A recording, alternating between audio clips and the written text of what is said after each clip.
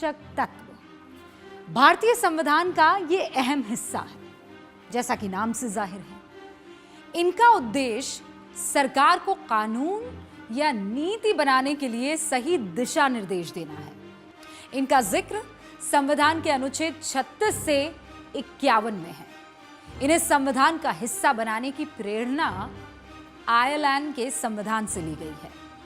यहां यह स्पष्ट करना जरूरी है कि नीति निर्देशक सिद्धांतों का पालन किसी सरकार के लिए अनिवार्य नहीं है।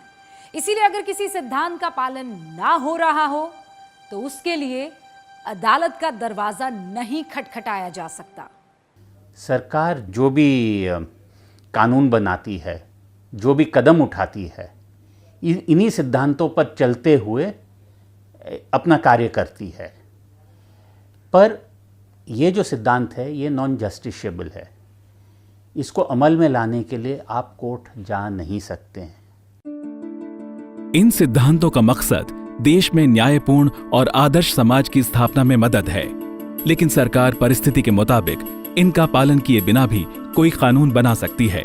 उदाहरण के लिए नशे का उन्मूलन भी एक नीति निदेशक सिद्धांत है, लेकिन ज्यादातर राज्यों में शराब का व्यापार राजस्व के सबसे बड़े माध्यमों में से एक है। आइए एक एक करके हम नीति निर्देशक तत्वों के बारे में जानते हैं। अनुच्छेद 38 सामाजिक, आर्थिक और राजनीतिक न्याय की बात करता है। इसके तहत केंद्र और राज्य सरकारों से अपेक्षा की गई है कि वो हर तरह की असमानता को दूर करने की कोशिश करेंगे। राज्य लोगों की आमदनी में असमानता को कम करने का प्रयास करेगा, साथ ही सबको एक समान अवसर दिलाने का प्रयास करेगा। अनुच्छेद 39 में सरकारों से यह अपेक्षा जताई गई है कि वो अपनी नीतियां इस तरह से बनाएंगे कि पुरुष और स्त्रियों सबको जीवन यापन के उपयुक्त साधन मिल सकें। प्राकृतिक संसाधनों का वितरण इस तरीके से किया जाएगा जिससे सबको लाभ मिल सके। बच्चों को विकसित होने के लिए स्वास्थ्यवर्धक माहौल देने के लिए नीति बनाई जाएगी। किसी को भी अपनी आयु या शारीरिक क्षमता से परे जाकर मजबूरी में काम न करना पड़े, इसका ध्यान भी सरकार रखेगी। 39A में गरीबों को मुफ्त कानूनी सहायता दिए जाने की बात कही गई है। इसी का पालन करते हुए हर जिले में लोगों को मुफ्त कानूनी मदद देने के लिए लीगल सर्विस अथॉरिटी का गठन किया गया है।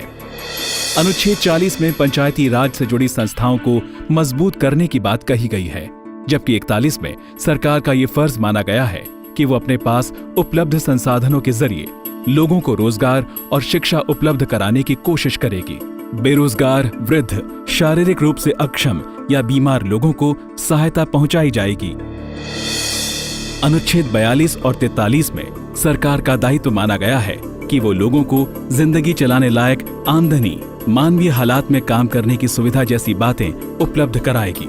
महिलाओं को मातृत्व अवकाश मिलेगा। लोगों का जीवन स्तर इस तरह बनाने की कोशिश की जाएगी कि वो जीवन का आनंद ले सकें, सामाजिक और सांस्कृतिक कार्यक्रमों में शामिल हो सकें।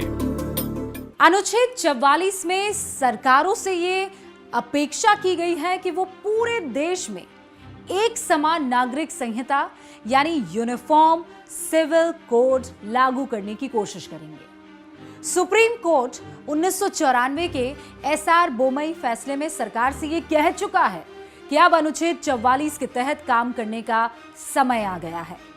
संविधान निर्माताओं की इस भावना को ठंडे बस्ते में नहीं रखा जाना चाहिए, लेकिन अभी तक इस नीति निर्देशक सिद्धांत के आधार पर किसी सरकार ने कानून में बदलाव करने की कोशिश नहीं की है। अगर एक देश है तो उसका कानून भी एक होना चाहिए। एक देश में रहने वाले आदमियों, जो व्यक्ति हैं, जो सिटीजन्स हैं, चाहे देश के किसी भी कोने में कोई व्यक्ति रह रहा है, तो उस पर वही कानून लागू होना चाहिए जो उस देश के दूसरे भाग के व्यक्ति पर लागू होता है। ऐसा नहीं होना चाहिए कि एक देश में दो कानून लागू हो। अनुच्छेद 45 शुरू में 6 से 14 साल तक के बच्चों की निःशुल्क शिक्षा की नीति बनाए जाने की बात करता था। अब इसे अनुच्छेद 21A के तहत शिक्षा के मौलिक अधिकार का दर्जा मिल गया है। ऐसे में अनुच्छेद 45 में संशोधन करके ये लिखा गया है कि सरकार 6 साल से कम उम्र के बच्चों के स्वास्थ्य और विकास पर विशेष ध्यान देगी। अनुच्छेद 46 अनुसूचित जाति और जनजाति और दूसरे कमजोर तबकों के शैक्षणिक और आर्थिक विकास के लिए सरकार से विशेष कदम उठाए जाने की उम्मीद करता है। अनुच्छेद 47 लोगों के खानपान में पोषक तत्वों का स्तर बढ़ाने, उनका जीवन स्तर सुधारने और स्वास्थ्य की समुचित सुविधा उपलब्ध कराने की उम्मीद सरकार से करता है। अनुच्छेद 48 में कृषि और पशुपालन के विकास की अपेक्षा सरकार से की गई है।